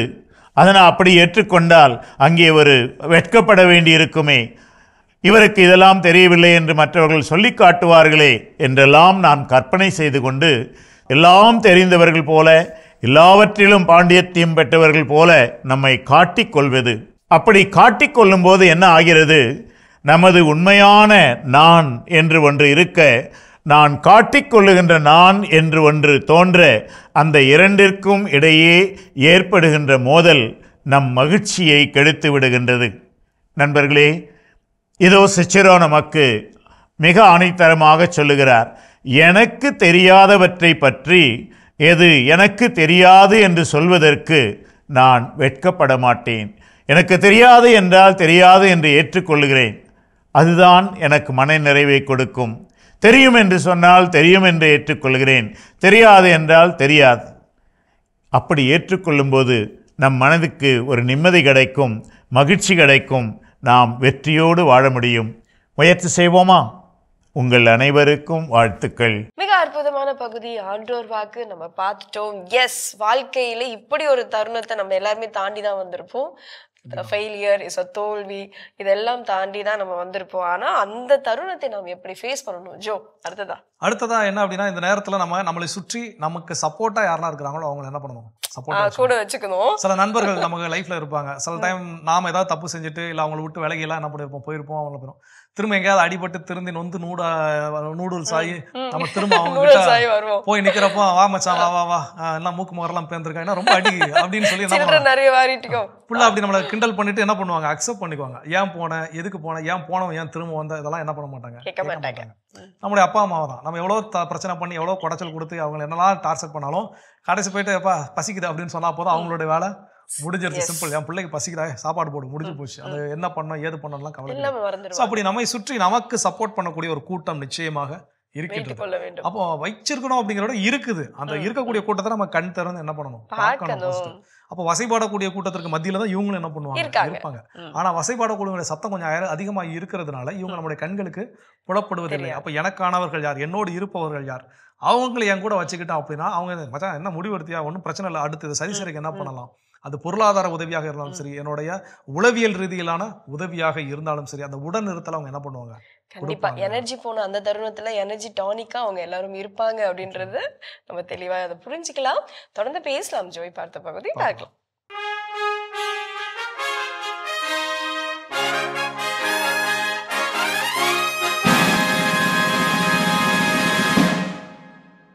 இந்தியராகிய நாம் என்கிற இந்த தொலைத்தொடர் வழியாக மீண்டும் ஒரு முறை மாதா தொலைக்காட்சி நேயர்களை சந்திப்பதில் மிகுந்த மகிழ்ச்சி அடைகிறேன்.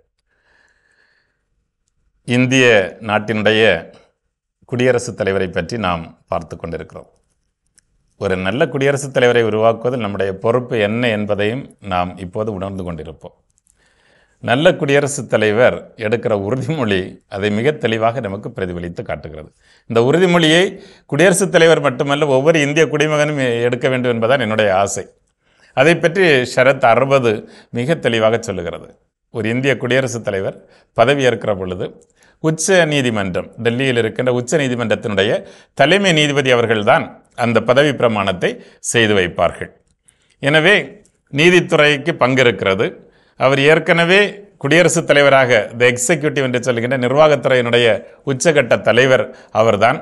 அவருக்கு அறிவுரைகள் சொல்கிற இடத்தில் அமைச்சரவை இருக்கிறது. எனவே இவையெல்லாம் இணைந்து வருகிற ஒரு நிகழ்ச்சி. ஒரு உச்ச நீதிமன்ற நீதிபதியினுடைய தலைமை நீதிபதியினுடைய பதவி பிரமாணத்தை ஏற்றுக்கொள்கிறார். அப்போது அவர் சொல்லுகின்ற வார்த்தைகளை பாருங்கள். அவர் அழகாக சொல்லுகிறார், நான் பெயரை சொல்லி இறைவன் பெயரால் அல்லது ஒருவேளை சமய சார்பற்ற அரசியலமைப்பு சட்டம் என்பதால் உளமாற உறுதி கூறுகிறேன் என்றும் அவர் சொல்ல, ரெண்டையும் பயன்படுத்திக் கொள்ளலாம். அதற்கான வாய்ப்பை அது கொடுத்திருக்கிறது. பலரும் அதை உளமாற உறுதி கூறுகிறேன் என்று சொல்கிறார்கள். நான் ஒரு நல்ல குடியரசுத் தலைவராக என்னுடைய பணியை உண்மையாக செய்வேன் என்று அவர் சொல்கிறார், உறுதிமொழி கொடுக்கிறார். இரண்டாவதாக, அரசியலமைப்பு சட்டத்தினுடைய மாண்புகளை பாதுகாப்பேன் என்றும் இந்திய மக்களின் நல்வாழ்விற்காக அயராது உழைப்பேன் என்றும் உறுதி கூறுகிறேன் என்று அவர் சொல்லுகிறார். இந்த ரெண்டு விஷயம்தான் அவருக்கு கொடுக்கப்பட்டிருக்கிற பொறுப்பு. என்ன, முதல்ல பார்த்தது மாதிரி அந்த உறுதிமொழி, கடவுளுடைய பெயரால் எடுக்கிற உறுதிமொழி மிக அழகாக சொல்லுகிறது. நான் என்னால் இயன்ற மட்டும் நன்மை செய்வேன். அதை அவர் இயல்பாகவே சொல்கிறார். நன்மை செய்கிறதுக்காக தான் நம்ம அங்கே அவரை உட்கார வச்சிருக்கிறோம். நன்மை செய்கிறார். ஆனால் எப்படி? இந்திய அரசியலமைப்பு சட்டத்தை பாதுகாப்பதன் வழியாக நான் நன்மை செய்வேன். இந்திய அரசியலமைப்பு சட்டம் தான் நமக்கு எல்லா உரிமைகளையும் தருகிறது. அதை பாதுகாப்பதன் வழியாக நான் அந்த நன்மையை செய்வேன் இந்த நாட்டிற்கு என்று அதை பாதுகாப்பதிலும், இரண்டாவதாக இந்திய மக்களின் நல்வாழ்விற்காகவும் என்னை உளமாற அர்ப்பணிப்பேன் என்றுதான் அவர் உறுதி கூறுகிறார்.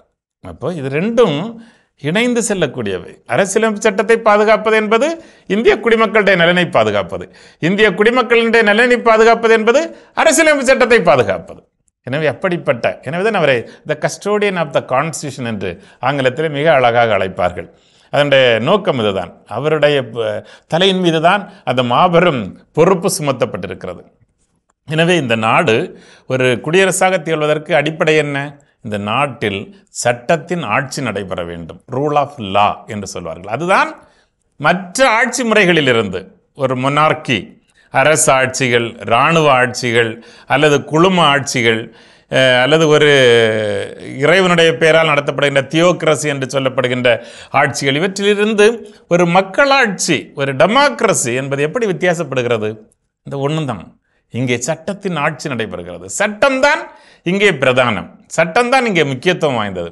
சட்டம் அனைவரையும் சமமாக நடத்த வேண்டும். இந்த சட்டம் அனைவருக்கும் சகோதரத்துவத்தை ஏற்படுத்தி கொடுப்பதாக இருக்க வேண்டும். எனவே தான் இந்த ரூல் ஆஃப் லா என்று சொல்லப்படுவதுதான் ஒரு நாட்டை முழுமையான ஒரு குடியாட்சி, மக்களாட்சி நாடாக மாற்றுகிறது. இந்த சட்டத்தின் ஆட்சி சரியாக நடைபெறுகிறதா என்பதை உற்று கண்காணிக்கிற இடத்தில்தான் அரசியலமைப்பு சட்டம் குடியரசுத் தலைவரை உட்கார வைத்திருக்கிறது. எனவேதான் அவருடைய உறுதிமொழி தெள்ளத் தெளிவாக வருகிறது. நான் இந்திய அரசியலமைப்பு சட்டத்தை பாதுகாப்பேன் என்றும் இந்திய நாட்டு மக்கள் அனைவரின் நலனுக்காக உழைப்பேன் என்று சொல்லப்படுகிறது. அப்படி பார்த்தோன்னு சொன்னால் இப்போ நம்முடைய இதயத்தில் கேள்வி வரலாம், மணிப்பூரில் இவ்வளவு நாளாக இந்த பிரச்சனைகள் நடந்துகிட்டு இருக்குது. எத்தனையோ இடங்களில் சாதாரண மக்கள், தாழ்த்தப்பட்ட மக்கள், பெண்களுக்கு எதிரான இவ்வளவு வன்முறைகள் தலைவிரித்தாடுகின்றன. இந்த நாட்டிற்குள்ளால் ஏற்றத்தாழ்வு இவ்வளவு பெரிதாக போய் கொண்டிருக்கிறது. சாதாரண மக்கள் எல்லாரும் இவ்வளவு வறுமையிலும் பட்டினியிலும் வேலை வாய்ப்பின் மேலும் திணறிக் கொண்டிருக்கிறார்களே என்னெல்லாம் கேட்டு பார்க்கலாம். ஒருவேளை அப்படி கேட்டு பார்ப்பதில் நாம் எங்கே தோற்றுப்போனோம் என்பதையும் கேட்டு பார்ப்பதுதான் மிகச் சிறப்பானதாக இருக்கும். எனவே உங்கள் அனைவருக்கும் இந்த நாள் இனிய நாளாக இருக்கட்டும் என வாழ்த்துகிறேன். நன்றி, வணக்கம். சிறப்பான இந்தியராகிய நாம் பகுதி பார்த்துட்டோம். அதோட இன்னைக்கு நம்ம பேசிட்டு இருக்கிறோம். நான் சில முடிவுகளை எடுக்கின்ற பொழுது அது தவறாகும் பட்சத்தில் அதை எப்படி அந்த சூழலை நான் எதிர்கொள்வது அப்படின்னு சொல்லி அதில் அடுத்து என்ன சொல்றாங்க. அதாவது நம்ம ஃபேமிலிக்குள்ளே இதை ஷேர் பண்றப்போ ஒரு 2-3 பேருக்கு தெரியற இந்த விஷயம் நம்மளே வாண்டடா என்ன பண்ணிடுவோம் பார்த்தீங்கன்னா, சோஷியல் மீடியால போய் போஸ்ட் பண்ணிடுவோம். ஸோ அதாவது ஒரு தன்னம்பிக்கை தரக்கூடிய வார்த்தைகளை ஷேர் பண்றது, இல்லைன்னா இப்போ தடுக்கி விழுந்தா அதெல்லாம் எப்படி வந்து நம்மளை பேசுறாங்க அப்படின்றதுக்கு அவங்களுக்கு ஆப்போசிட்டா ஏதாவது ஆன்சர் பண்ணணுன்ட்டு அதில் போய் போஸ்ட் பண்றது. ஸோ இது பார்த்தே பல பேர், அதாவது 4 பேர் கால் பண்ணி விசாரிக்கிற இடத்துல 40 பேர் கால் பண்ணி விசாரிப்பாங்க. இந்த மாதிரி நம்ம வந்து போய் அதை வந்து காட்ட வேண்டிய அவசியம் இல்லை. இதுல என்னன்னா, உளவியல் பிரச்சனை ஒண்ணு இருக்குது. நான் அடிபட்டு இருக்கிறேன், நான் இதை பகிர்ந்து கொள்வதற்கு என் பக்கத்துல ஆள் இல்லைன்னு என்ன பண்றோம், நம்ம சோசியல் மீடியால போய் நம்மளுடைய அங்கலாய்ப்புகள் எல்லாத்தையும் என்ன பண்றோம், கொட்டி ஆதங்கமா என்ன பண்றோம், தீக்கிறோம். அப்போது இதுவும் தவறான ஒன்று. அப்போ நம்ம கண்டிப்பாக ஆள் இல்லை, இருக்கிற ஆளை என்ன பண்ணுறோம், தேடணும். இல்லாமல்லாம் கிடையவே கிடையாது. நமக்கானவர்கள் கண்டிப்பாக நம்மளை சுற்றி இருக்கிறாங்க. அப்போ அந்த சோஷியல் மீடியா போஸ்ட் அதெல்லாம் ரொம்ப ரொம்ப கவனம் தேவை. இன்னொரு விஷயம், இன்னைக்கு என்னுடைய சில நண்பர்களோடு வேலை செய்யக்கூடிய பணித்தளத்தில் நடக்கக்கூடிய நிகழ்வுகள் எல்லாமே நாங்கள்லாம் ஃபோனில் அப்பப்போ என்ன பண்ணிப்போம்னா ஷேர் பண்ணிப்பீங்க. அப்போ அதில் ஒரு நண்பரை வந்து அவருடைய பணித்தளத்தில் உள்ள ஒரு பெண்மணியை பற்றி என்ன பண்ணாரு சொன்னார்.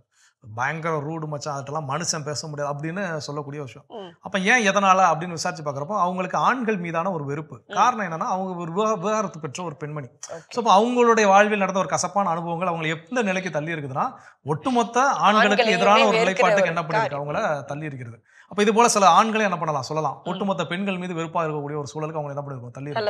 ஸோ இப்போ இதெல்லாம் என்னன்னா ஒருத்தர செய்யக்கூடிய தவறை வைத்து, ஒரு முறை தவறுவதை வைத்து இந்த ஒட்டுமொத்த சமுதாயம் அப்படிதான் இருக்குங்கிற அந்த மனநிலைக்கு நாம் வந்துவிட கூடாது. இதெல்லாம் என்ன பண்ணுவோம்னா கொண்டு போய் ஃபேஸ்புக்கில் என்ன பண்ணுவோம், ஏதோ ஒரு சில போஸ்ட் பண்ணியிருப்போம், அந்த போஸ்ட்ல ஒரு நண்பர் போட்டிருப்பாரு, அந்த நண்பரை கலாய்ச்சி இன்னொரு பெண் தோழியோ இல்லை ஒரு ஆண் தோழோ ஏதோ ஒரு சில விஷயங்கள் ஒரு பகிர்வுகள் பண்ணியிருப்பாங்க. இந்த ஆண்களே இப்படித்தான் சொல்லி அவங்க ஒரு பேராகிராஃபாக என்ன பண்ணியிருப்பாங்க, அவங்களுடைய ஆதங்கத்தை கொண்டு போய் கொட்டியிருப்பாங்க. இந்த நண்பர்களுக்கு மத்தியில் யாரா அது ஜோக்கர் குறுக்க நடவங்க போயிட்டு இருக்கிறாங்க அப்படின்னு தான் நினைக்க தோணுமே தவிர அவருடைய வலியும் வேதனை யாரும் என்ன பண்ண மாட்டாங்க, புரிஞ்சிக்க மாட்டாங்க. ஸோ அப்போ அந்த சோஷியல் மீடியா போஸ்ட் இதெல்லாம் நாம் அந்த நேரத்தில் ரொம்ப கனக்கச்சிதமாக கவனத்தோடு இருக்க வேண்டும். தொடர்ந்து பேசலாம் ஜோ. இப்போ அடுத்த பகுதி பார்க்கலாம்.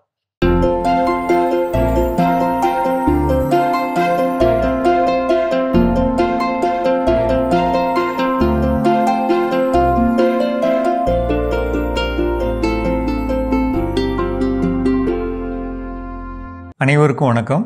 நம்மளுடைய தமிழ்நாட்டோட பெரும்பாலான இடங்களில் வாய்ப்பு இருந்தால் நம்ம பயிரிட திட்டமிட வேண்டிய முக்கியமான பயிர்கள் சிறுதானிய பயிர்கள் திணை, சாமை, வரகு, குதிரைவாளி, ராகி.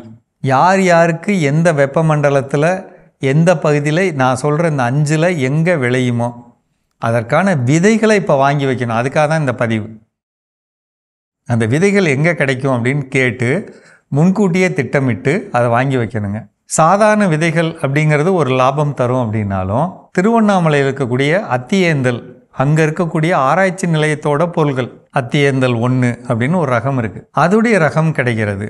மலைப்பகுதிகளில் நம்மளுடைய ஆதி திராவிட பழங்குடியினர் மக்கள் விளைவிக்கக்கூடிய அந்த பொருள்களோட விதைகள் அதை கேட்டு வாங்கி முன்கூட்டியே கையில் இருப்பு வச்சுக்கிறது.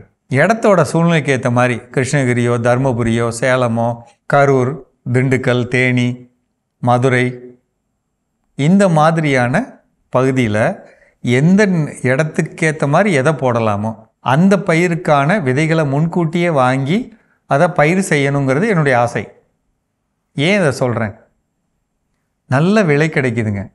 இப்போ கேழ்வரகு நம்ம திருவண்ணாமலை மாவட்டத்தில் நம்ம போடும்போதெல்லாம் அந்த பகுதி மக்களுக்கான என்ன குறைந்தபட்ச லாபம், குறைந்தபட்சமோ பொதுவாக அதிகபட்சமோ அது நஷ்டமே இல்லாத ஒரு பயிராக கிடச்சிக்கிட்டு இருக்கிறதுனால இந்த ராகியும் வரகு, சாமை, குதிரைவாளி, திணை எல்லா பகுதியிலையும் போடலாம்.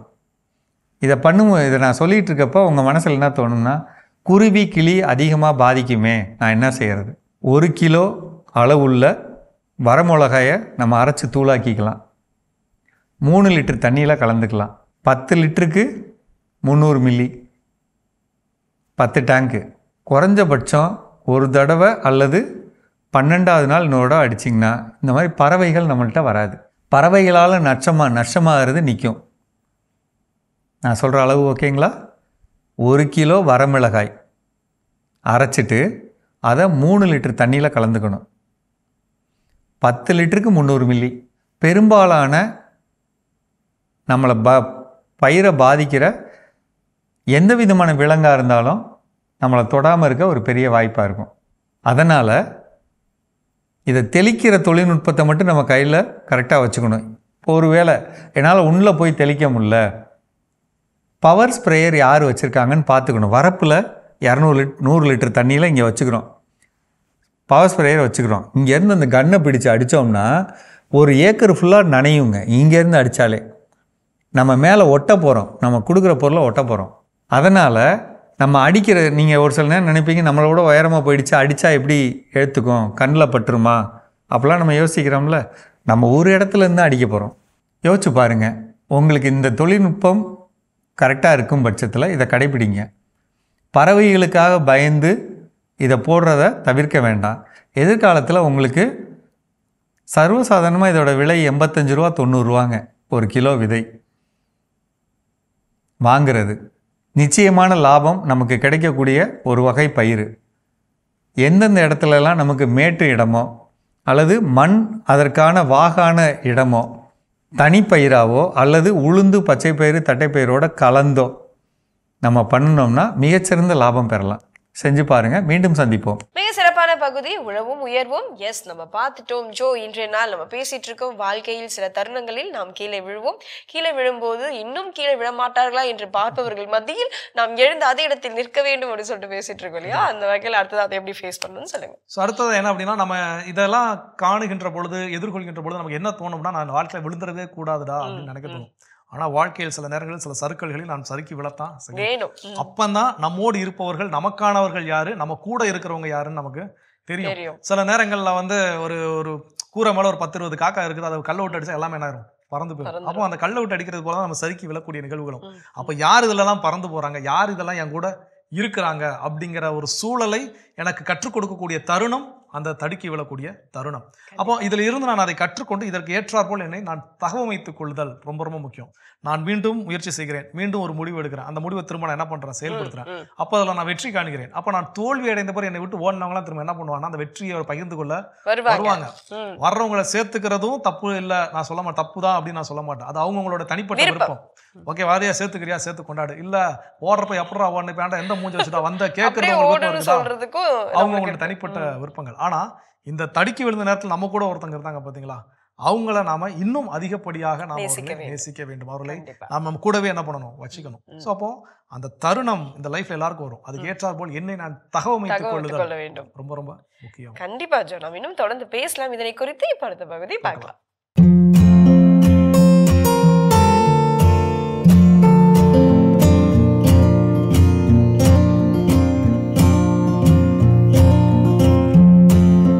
அன்பான மாதா தொலைக்காட்சி நேயர்களுக்கு வணக்கம். இன்றைய நிகழ்ச்சியில் நம்ம கேன்சர் பற்றி பார்க்கலாம். கேன்சர் அப்படிங்கிறது நமக்கு ஒரு குறிப்பிட்ட செல் அதிக வளர்ச்சி, அது எந்த இடத்துல இருக்கோ, எந்த உறுப்புகளை பாதிக்கிறதோ அதை பொறுத்து கேன்சர். இதுக்கு முக்கிய காரணம் நமக்கு நோய் எதிர்ப்பு சக்தி குறைவு, டாக்ஸின்ஸ் உடம்புல அதிகம். சரி, பரம்பரை ஒரு காரணம். இப்போது உதாரணத்துக்கு ஒரு அம்மாவுக்கு பிரஸ்ட் கேன்சர் இருக்குதுன்னு வச்சுக்கோ, இருந்துச்சு. அவங்களோட குழந்தைகள் இருக்காங்க, பெண் குழந்தைகள். அது 2 பேர் 3 பேர் 4 பேர் எத்தனை குழந்தைகளோ எல்லாருக்கும் வர்றதுக்கு வாய்ப்புகள் மிக மிக அதிகம். மரபு ரீதியாக நமக்கு வர்றதுக்கு வாய்ப்பு இருக்குது. இதே போல் தான் ஆணுக்கு இருந்தாலும் எல்லாருக்கும் இருந்தாலும் வர்றதுக்கு வாய்ப்பு இருக்குது. சரி, இன்றைய நிகழ்ச்சியில் நம்ம பார்க்க போகிறது வாய் புற்று, வாயில் புற்று, மவுத்து கேன்சர். இப்போ இது வாயில் வரலாம், உதட்டில் வரலாம், நாக்கில் வரலாம், பல்லீறுகளில் வரலாம். இது எப்படி இருக்கும் அப்படின்னு பார்த்தோன்னா, முதல்ல ஒரு ரெட்டாவோ அல்லது ஒயிட்டாவோ ஒரு டாட் மாதிரி தெரியும். சிலருக்கு நீண்ட நாட்களாக வாயில் புண்ணு இருக்கும், ஆனால் ஆறாமல் இருக்கும். நீண்ட நாட்கள்னாலே அப்போ ஆறாமல் தான் நீண்ட நாட்களாக தொடர்ந்து இருக்குது அப்படிங்கிறது நம்ம புரிஞ்சுக்கிறோம். நீங்கள் புரியணுன்றதுக்கு தான் சொல்கிறோம். அடுத்தது பார்த்தோன்னு சொன்னால் இது எதனால் வருது, அப்புறம் இன்னும் என்ன பாதிப்புகள் பார்த்தோன்னா, சிலருக்கு பல்வலி இருக்கும். பல்வலித்தானேன்னு இருப்பாங்க. ஆனால் அது பல் டாக்டர்கிட்ட போனால் தான் அவங்க அதை செக் பண்ணி எக்ஸ்ரே எடுத்து பார்த்து என்னன்னு சொல்லி பார்த்தாங்கன்னா, அப்போது அந்த வேரில் பாதிப்பு, அப்புறம் பல்லீறுகளில் பாதிப்பு, இல்லை அது புற்றுநோயா அப்படின்னு செக் பண்ணுற அளவுக்கு கூட நமக்கு இன்றைக்கி பாதிப்பு ஏற்பட்டிருக்கு. நிறைய பேருக்கு அந்த மாதிரி பல்வலி வந்து வாய் புற்று இருந்திருக்கதை நாங்கள் பார்த்துருக்குறோம். அனுபவம் உலகத்தில் இருக்கிறது தான் சொல்கிறோம், புதுசாக எதுவும் சொல்லலை. அப்புறம் பல் ஈறுகளில் சிலருக்கு ரத்த கசிவு இருக்கும். அவங்க சாதாரணமாக வீக்னஸ் அப்படின்னு நினைக்கவே கூடாது. பல் ஈறுகளில் ரத்த கசிவு இருந்தால் கூட இது கேன்சராக இருக்குமோன்ற ஒரு அவேர்னஸில் நீங்கள் உஷாராக பார்த்துக்கணும், முன்னெச்சரிக்கையாக இருக்கணுன்றதுக்காகத்தான் உங்களுக்கு இவ்வளோ விஷயங்களை நம்ம சொல்கிறோம். சரி, இது எதனால் வருது? ஒன்று பரம்பரை ரீதியாக வரலாம். இன்னொன்று இப்போ யாரை பாரு பலவிதமான பாக்குகள், தேவையில்லாத போதை வஸ்துக்கள், அப்புறம் புகையில வாயில் எப்போவும் 24 மணி நேரம் அடைச்சி வச்சுக்கிறது, வெத்தலைப்பாக்கு, அதோட சில பொருட்கள், தேவையில்லாத பொருட்கள், ஆனால் உடம்புக்கு நல்லதில்லாத பொருட்களை இவங்க வாயில் வச்சு சுவைப்பது, வாயிலே வச்சுக்கிறது, வாயிலே அடைத்து வைப்பது, இதனாலேயும் வரலாம். புகைப்பிடிப்பதனால வரலாம். மதுபானங்கள் அருந்துவதனாலேயும் இந்த மாதிரி நமக்கு வாய்ப்புற்று வரலாம். நாக்கில், உதட்டில், பல்லீறுகளில், தொண்டையில் வரலாம். சிலருக்கு கட்டி போல் தெரியும், விழுங்கும் போது விழுங்க முடியாது தொண்டையில், அதனால் தொண்டை புற்று வரலாம். முக்கியமாக நம்ம நல்ல காய்கறி, கீரைகள், பழங்கள் சாப்பிட்டோன்னா இது வர்றதை தடுக்க முடியும். ஆரம்பத்திலருந்தே நம்ம நல்ல ஆரோக்கியமான காய்கறி, கீரைகள், பழங்கள், என்ன உணவு சாப்பிடணும், என்ன உணவு சாப்பிடக்கூடாது அப்படின்னு கண்டறிந்து நம்ம அனுபவ ரீதியாக நம்ம தொடர்ந்து கடைப்பிடித்தால் இந்த பிரச்சனை இல்லை. சரி, அடுத்தது எதுக்காக காய்கறி, கீரைகள், பழங்கள் சொல்கிறோன்னா, நமக்கு தேவையான விட்டமின்ஸ் அதில் இருக்குது. நல்ல ஆக்சிஜன் நமக்கு வாய் புற்றுக்கு நல்ல ஆக்சிஜன் போகும். அப்போ வாய்ப்புற்று வராமல் இருக்க பாதுகாக்கும். மேலும் நம்ம டெய்லி 2 times ப்ரஷ் பண்ண சொல்கிறது உங்களுக்கு புற்றுநோய் வராமல் தடுப்பதற்காகத்தான். அதனால் காலையில், நைட்டு கண்டிப்பாக ப்ரஷ் பண்ணணும், தினமும் 2 times. பல் ஈறு, பல் சொத்தை வந்தால் உடனே, பல் ஈறுகளில் ரத்த கசிவு அல்லது பல் சொத்தை இருந்தால் உடனே மருத்துவர்கிட்ட போய் அணுகி ட்ரீட்மெண்ட் எடுக்கணும். அது இல்லாமல் இந்த வாய்ப்புற்று வராமல் இருக்க HPV அப்படின்னு ஒரு தடுப்பூசி இருக்குது. அதுவும் இன்றைக்கி நிறைய பேர் போட்டுக்கிறாங்க. அந்த தடுப்பூசி போட்டுக்கிட்டால் வாய்ப்புற்று நமக்கு வர்றதை தடுக்க வாய்ப்புகள் இருக்குது. மேலும் வாயில், நாக்கில், பல்லீறுகளில் தொடர்ந்து நாட்பட்ட புண்கள் இருந்தால், அதுலேயும் ஒயிட் ஆர் ரெட் கலரில் இருந்தால் உடனே டவுட்டு, சின்னதாக இருக்கும்போதே, அதாவது மிளகு 2ஆக உடைச்சா என்ன சைஸ் இருக்கும், அந்த சைஸ், அந்த ரவுண்டு, ஒரு மிளகு சைஸுன்னு வச்சுக்கோங்களேன், அந்த ரவுண்டில் டாட் இருந்தால் கூட நீங்கள் உஷாராக பார்த்துக்கணும். அந்த வெள்ளை திட்டு, சிகப்பு திட்டு, அதனால் இதெல்லாம் கவனமாக நம்ம கருத்தில் கொண்டு பார்த்தோன்னா ஆரம்பத்திலே இது வந்து குணமாக்கக்கூடியது. அதுக்கு தகுந்த டெஸ்ட் இருக்குது, அதெல்லாம் பண்ணிவிட்டு ரிப்போர்ட் எடுத்துகிட்டு வந்தால் சிகிச்சை முறைகள், மருந்துகள், உணவு முறைகள்லாம் கடைப்பிடிக்கும் போது முக்கியமாக இதை பரவாமல் தடுத்து ஆரம்ப நிலையில் இருந்தால் குணமாகும். வராமலும் பாதுகாக்கும் வழிமுறைகள், நீங்கள் டெய்லி 2 times ப்ரஷ் பண்ணுறதும், நல்ல காய்கறி, கீரைகள், நல்ல ஆரோக்கியமான உணவுகளை கடைப்பிடிப்பது சாலச் சிறந்தது. மீண்டும் நாளை சந்திப்போம். நன்றி. அன்னை மரியே வாழ்க்கை. அருமையான நம்ம ஒரு வைத்தியம் பகுதி பார்த்துட்டோம். நிகழ்ச்சியோட நிறைவுக்கும் வந்தாச்சு. ஸோ இன்னைக்கு நாளில் நம்ம பேசிட்டு இருக்கிறோம் கடவுள் வணக்கம் நிகழ்ச்சியில். வாழ்க்கையை நான் சில முடிவுகளை எடுக்கின்றேன், அது தோல்வியாக மாறுகிறது. அந்த தோல்வியின் போது அந்த சூழலை எப்படி நான் சமாளிப்பது அப்படின்னு சொல்லி அதுக்கு ஃபைனலாக என்ன செய்ய சொல்றேன்? எஸ், இந்த மாதிரி டைம்ல வந்து நம்ம எல்லாருமே ஒரு கையை வந்து மறந்துடும். என்ன அப்படின்னா அந்த நம்பிக்கை தான், இல்லையா? ஸோ எல்லா கையும் கைவிட்டாலும் இந்த நம்பிக்கை நம்ம கூட இருக்குன்றது நம்ம மறக்காம இருந்தா போதும். அதை பிடிச்சிட்டு நம்ம அடுத்த ஸ்டெப் வந்து எடுத்துடலாம், அடுத்த லெவலுக்கும் நம்ம போகலாம் அப்படின்றத மறந்துடக்கூடாது. நிச்சயமாக. அதாவது சொல்லுவாங்க, நீங்கள் முழு படிக்கட்டையும் பார்க்கணுங்கிற அவசியம் கிடையாது. முதல் படியில் ஏறினாலே போதுமானது. அதுக்கப்புறம் மற்ற படிக்கட்டில் ஏறுறோமா இல்லை லிஃப்ட் இருக்குதா, அது என்ன இருக்குன்னு யாருக்கும் தெரியாது. நாம் சில நேரங்களில் தடுக்கி விழுகின்ற பொழுது நம்முடைய ஒரு மனநிலையில் நம்ம இப்படி ஒரு விஷுவலைஸ் கூட என்ன பண்ணலாம், செஞ்சு பார்க்கலாம். நம்ம சுற்றி பயங்கரமான மேகமூட்டம், காலுக்கு இடையில தரை இருக்குதா, பள்ளம் இருக்குதா தெரியாத அளவுக்கு நம்ம சுற்றி ஒரு மேகமூட்டத்தில் நம்ம இருக்கிறோம். அதான் நான் தடுக்கி விழுந்த தருணம் அப்படின்னு எடுத்து வச்சுட்டா அடுத்த அடி எடுத்து வைக்கிறதுக்கு நமக்கு பயம்.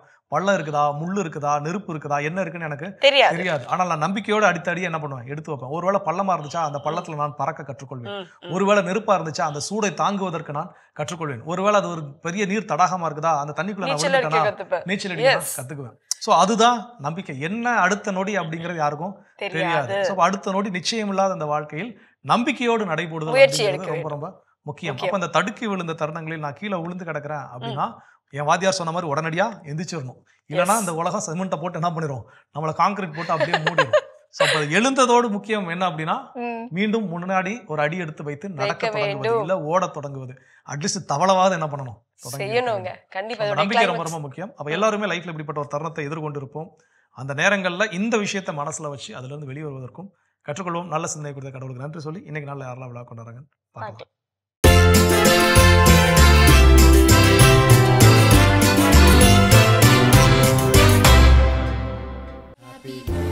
மாதா தொலைக்காட்சியில் பணிபுரியும் பெனிட்டா இவாஞ்சலின் பாத்திமா இன்று தனது பிறந்த நாளினை கொண்டாடுகிறார். இவரை வாழ்த்துபவர்கள் குடும்பத்தினர், உறவினர்கள், நண்பர்கள் மற்றும் மாதா தொலைக்காட்சி குடும்பத்தினர். பெங்களூரை சேர்ந்த கார்லோ ரொசாரியோ இன்று தனது 3ஆம் ஆண்டு பிறந்த நாளினை கொண்டாடுகிறார். இவரை வாழ்த்துபவர்கள் அப்பா கிரண், அம்மா பசலிகா மேரி, தாத்தாக்கள் ஜோசப் ஆண்டனி மைக்கேல், கிருஷ்ணமூர்த்தி, பாட்டிகள் சகாய மேரி எலிசபெத், ராஜேஸ்வரி, ரேச்சல், குடும்பத்தினர், உறவினர்கள் மற்றும் நண்பர்கள். எரிக் சாம் இன்று தனது 26ஆம் ஆண்டு பிறந்த நாளினை கொண்டாடுகிறார். இவரை வாழ்த்துபவர்கள் அம்மா டெய்சி, தம்பி எர்வின் சாம், குடும்பத்தினர், உறவினர்கள் மற்றும் நண்பர்கள்.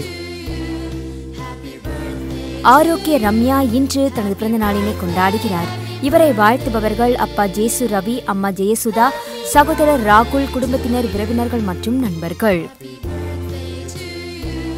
கவின் இன்று தனது பிறந்த நாளினை கொண்டாடுகிறார். இவரை வாழ்த்துபவர்கள் அப்பா சுரேஷ், அம்மா சுஜாதா, குடும்பத்தினர், உறவினர்கள் மற்றும் நண்பர்கள். ஜோகன் மரிய பியோ இன்று தனது பிறந்த நாளை கொண்டாடுகிறார். இவரை வாழ்த்துபவர்கள் அப்பா, அம்மா, அக்கா ஜோமி, தாத்தா, பாட்டிகள், மாமா, குடும்பத்தினர், உறவினர்கள் மற்றும் நண்பர்கள். அன்பானவர்களை, இன்று விழா கொண்டாடும் உங்கள் அனைவருக்கும் இறைவன் தரக்கூடிய அன்பான பரிசு கொலோசையர் 3:14 அன்பையே கொண்டிருங்கள், அதுவே இவை அனைத்தையும் பிணைத்து நிறைவு பெறச் செய்யும் என்கிறார் ஆண்டவர். இந்த இறையாசியோடு நீங்கள் வாழ நாங்கள் ஜெபிக்கிறோம். அன்பானவர்களே, தோல்வியிலும் தோற்காமல் இருப்போம், வாழ்வில் வெற்றி பெறுவோம் என்ற இந்த இறை சிந்தனையோடு இன்றைய கடவுள் வணக்கம் நிகழ்ச்சியை நாங்கள் நிறைவு செய்கிறோம். இந்த நாள் இனிய நாளாக அமைய மாதா தொலைக்காட்சியின் வாழ்த்துக்களும் ஜெபங்களும். மீண்டும் உங்களை கடவுள் வணக்கம் நிகழ்ச்சியில் சந்திக்கும் வரை உங்களிடமிருந்து விடைபெறுகின்றோம். இயேசுவுக்கே புகழ், மரியே வாழ்க. நீ ஆர்ட்ஸ் தானடா படிச்ச, எப்படி ஐடில வேலை பார்க்குற? எந்த டிகிரினாலும் பரவாயில்லண்ணா. சென்னையில் இருக்க எஸ்எல்ஏ ஐடி ட்ரைனிங் இன்ஸ்டியூட் தான் நான் ட்ரைனிங் எடுத்தேன். மாதம் 30,000 சம்பாதிக்கிறேன். சூப்பர்டா. For IT training and placement contact 8870767784.